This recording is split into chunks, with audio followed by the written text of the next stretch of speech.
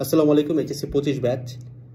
আমাদের অনেক সময় না এরকম মনে হয় যে মানে যারা বিশেষ করে ফাইনাল মডেল টেস্টগুলো দিছো বা দিচ্ছ বা অ্যাটলিস্ট কোনো একটা উইকলি এক্সামে বসছিলা, এখান থেকে একটা বদ্ধমূল ধারণা হয়ে যায় কি যে ছেলেটা চান্স পায় ওর সাথে মনে হয় আমার ডিস্টেন্স অনেক বেশি কিছু।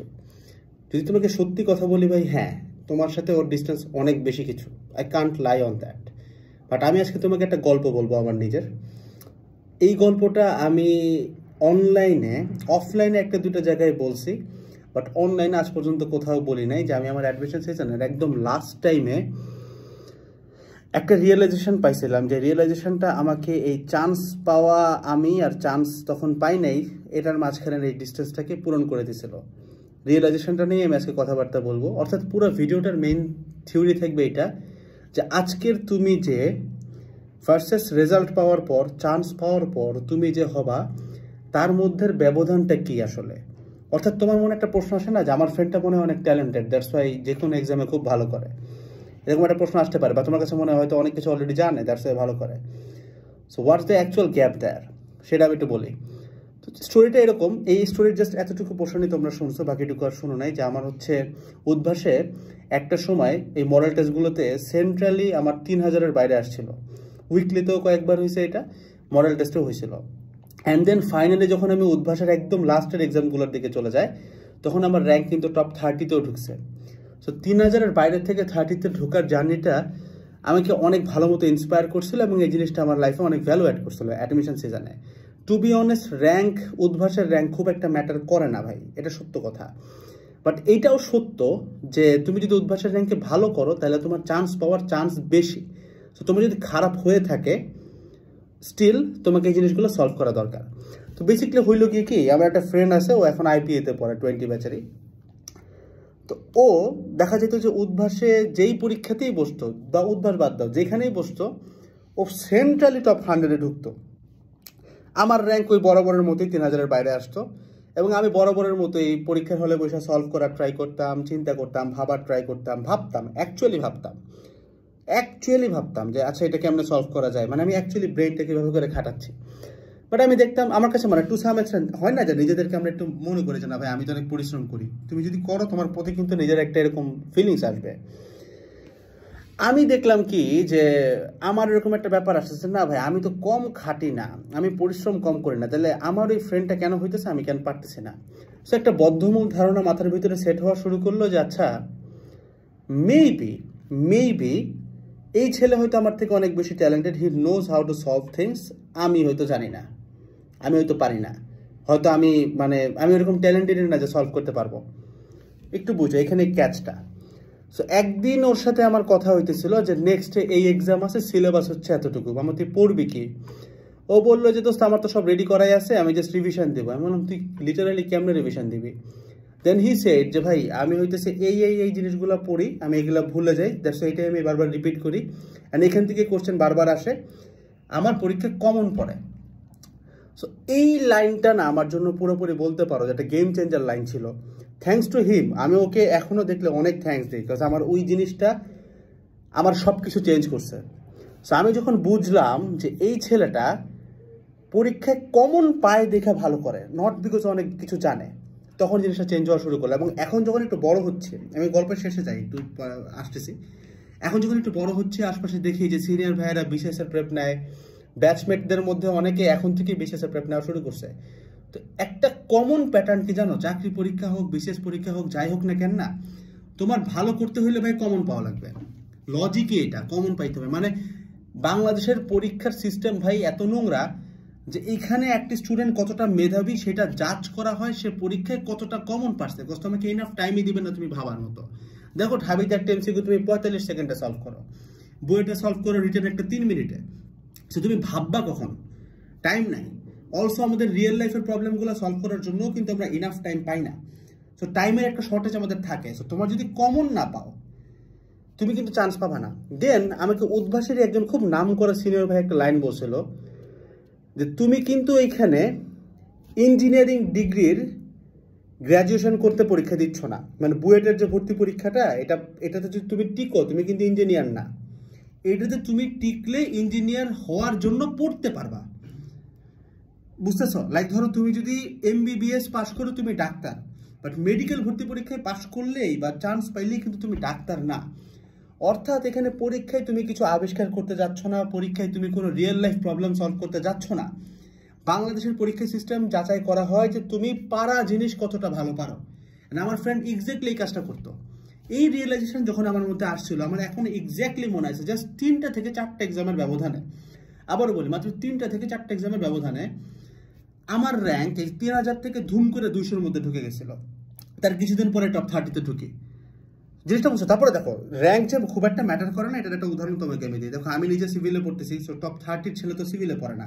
আবার আমার ওই ফ্রেন্ড আইপিতে পড়তেছে, টপাররা তো আইপিতে পড়ার কথা না। হ্যাঁ, একজন বাই চয়েস যাইতে পারে, বাট বাংলাদেশের সিনারি হচ্ছে মানে অ্যাটলিস্ট আমি আমার কথা বললে আমি টপ করলে আমি টপ সাবজেক্ট নেওয়ার ট্রাই করতাম। সত্য কথা, আমি তোমাকে মিথ্যা বলবো না। আর আমি তো ওই যে compact engineering batch, compact varsity batch, এখানে তো টপ করানোর জন্য পড়াই না, যাদের সিট দরকার, চান্স পাওয়ার দরকার, তাদের জন্যই পড়াই। তো একটা জিনিস তোমার আমি একটা প্রমাণ দিই, ঠিক আছে? আমাদের ডিসক্রিপশন বক্সে ইঞ্জিনিয়ারিং ফার্স্ট পেপারে, ইঞ্জিনিয়ারিং টোটাল ইয়ার আমাদের নিজেদের কম্প্যাক্ট ব্যাচের ফিজিক্স ম্যাথস মিলায় 4টা স্লাইড দেওয়া আছে, ভার্সিটিরও 4টা স্লাইড দেওয়া আছে, ঠিক আছে? কাইন্ডলি একটু চেক করবা যে চ্যাপ্টার, ধরো আমি তোমাকে বলে দিচ্ছি, ধরো ভার্সিটির স্ট্রেট লাইন চ্যাপ্টারটা খুলো, মানে সরল লেখা চ্যাপ্টারটা খুলো ম্যাথসের, অ্যান্ড দেন তুমি কোশ্চেন ব্যাংকের বিগত 20 বছরের প্রশ্ন দেখো। 20 না 30 বছর দেখো ভাই, যেইখানতে পারো 50 বছর দেখো। আমরা আমাদের স্লাইডে রিটেন MCQ মিলায় ভার্সিটিতে একটা ক্লাসে 1 ঘন্টার ক্লাসে ওই স্লাইডের মধ্যে ম্যাথ আছে সর্বসাকুল্যে 40টা থেকে 50টা সর্বসাকুল্যে। তুমি বিগত 20 বছর যদি দেখো, তোমার সরল লেখার উপরে ম্যাথস মানে MCQ কাউন্ট করলে 300-400 চলে আসবে ভাই। এই 30টা ম্যাথ যেটা আমি তোমাকে দেখাই দিয়েছি স্লাইডে, তুমি দেখবে এইটাই বারবার আসতেছে। অর্থাৎ এগুলো পারলেই হবে। তার মানে কি তোমার কমন আসতেছে? কমন আসার প্রমাণ তো আছে, তাই না? সো দ্য থিং ইজ ভাই, আজকে থেকে এই ভিডিওটার পর থেকে your mindset should be change. অর্থাৎ তুমি ভর্তি পরীক্ষায় নতুন কিছু জানতে চাও না, নতুন কিছু আবিষ্কার করতে চাও না। পরীক্ষার বাই ডেফিনেশন এইটাই যে তুমি পারা জিনিস পারো কিনা। লাইক ধরো কিয়ামতের দিন তো আমাদেরকে নতুন কিছু করতে দেওয়া হবে না, যা করে আসছো তারই রেজাল্ট। এটাই তো পরীক্ষা না? পরীক্ষা মেয়ে যেটা তুমি করে আসছো পারা জিনিস, ওইটা কতটা ভালো পারো, এইটাই পরীক্ষা। সো যে পারা জিনিস ভালো পারবে সে আগে যাবে। সো অর্থাৎ এখন আমি যখন চিন্তা করা শুরু করলাম যে আমার ফ্রেন্ড টপ 100-এ যায়, not because he is talented, ও টপ 100-এ যায়, আমি যা খাই ও তাই খায়, আমি যে মানুষ ও সেই মানুষ, ও যা পড়ে আমিও তা পড়ি। ও টপ 100-এ যায় বিকজ ওর জিনিসপত্র কম্প্যাক্ট করা, ও কমন পায়। আমি কমন পাই না দেখে যাই না, দ্যাটস দ্য গ্যাপ, আর কিচ্ছু না। অর্থাৎ তোমার র্যাঙ্ক যদি খারাপ এসে থাকে, তোমার পরীক্ষা যদি খারাপ হয়ে থাকে, যেই ছেলেটা ভালো করতেছে ওর সাথে তোমার গ্যাপ এটা না যে তুমি কম ট্যালেন্টেড, তোমার সাথে ওর গ্যাপ একটা ছোট্ট একটা গ্যাপ। ও কমন পায়, তুমি কমন পাও না। সো নিজেকে পাগলের মতো চেঞ্জ করে ফেলো ভাই। টাইমে আছে 30 দিন, 20 দিন, 15 দিন, কি চেঞ্জ করবা? All you can change is your materials. All you can change is your materials. সরল লেখা অনেক বড় ক্লাস করছো, ঠিক আছে, অনেক কিছু জানছো, আলহামদুলিল্লাহ, ব্রেইন অনেক ডেভেলপ হয়েছে, আলহামদুলিল্লাহ এগেইন, বাট কমন পাইতে হবে। সো তোমার কাজ কি? এই যে স্লাইডগুলো ফ্রিতে নামাইলা, সরল লেখাগুলো দাগায় ফেলাও না, that's it.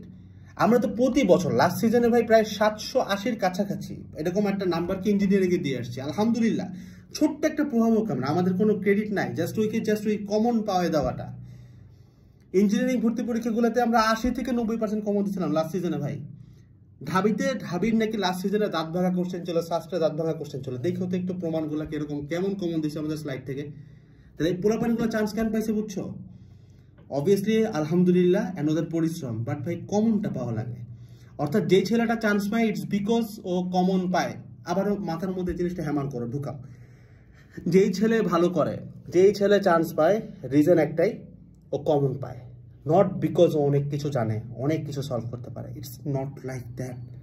It's just because ও কমন পায়। তোমার কাজটা কি তাইলে?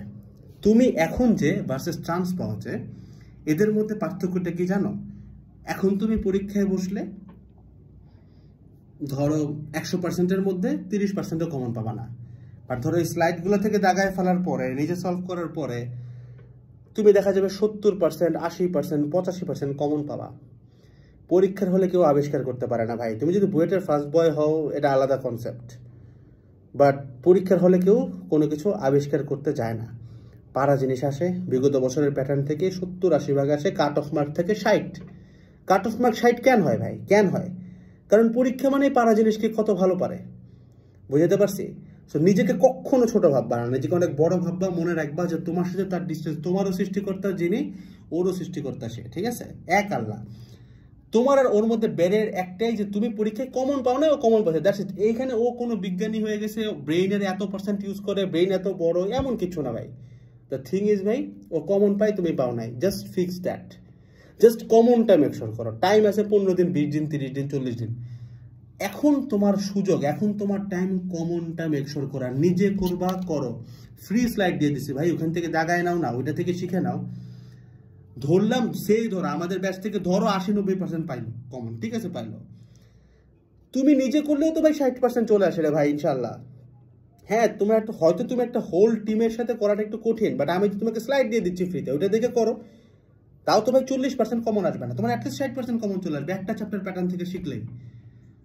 ভাই তুমি বসে আছো কেন? কেন নিজেরা ছোট ভাবতেছো?